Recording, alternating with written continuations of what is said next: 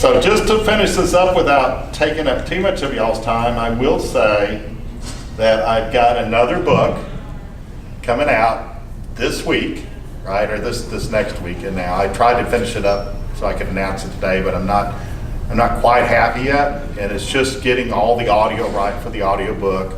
But yeah, y'all, I did an audiobook of my Coattails of Genius. Oh. Yeah, I learned to be a sound engineer and recorded my own audio for it and everything. And I got the voice, and so I decided, well, why not just learn how to do it? So I've just about finished with The Week of Years, and so that's the book cover right there. Nice, yeah. And and you'll love this. It's a very, very different book. It's a book of poetry. Okay, and you're gonna, yeah, right, okay, come on. So I've been writing all my life, right? In fact, I first started writing, I was just about, see that guy right there? That's me. At about 12 years old, that's when I started writing poetry.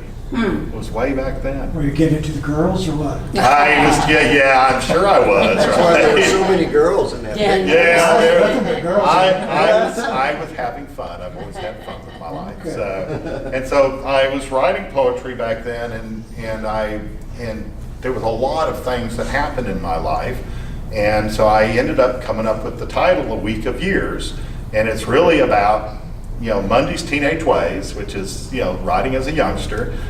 Tuesday's lost love, where I married early. I married this girl, Lynn.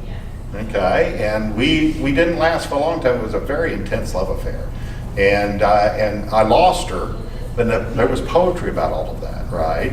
And so I went through all of that, and then there was some Wednesday's Child of Truth when I went up in the world, and Thursday's Cynic when I went down in the world, and Friday's Time Out from Life where I finished going down, and then Saturday's Reconciliations and Sunday's Son of Man, where I came back to a good place because I was devastated by the loss of our marriage, and it took a while, and that was all ended up in poetry, and so the story of that is where I thought, okay, there's all this poetry, and it's all from some pretty powerful things in my life.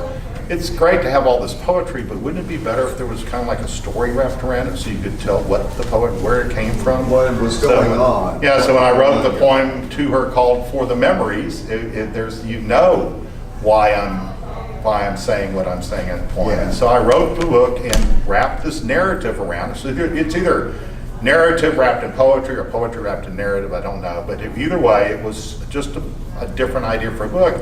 And I finished it back when I was like 35 years old. And then it sat there.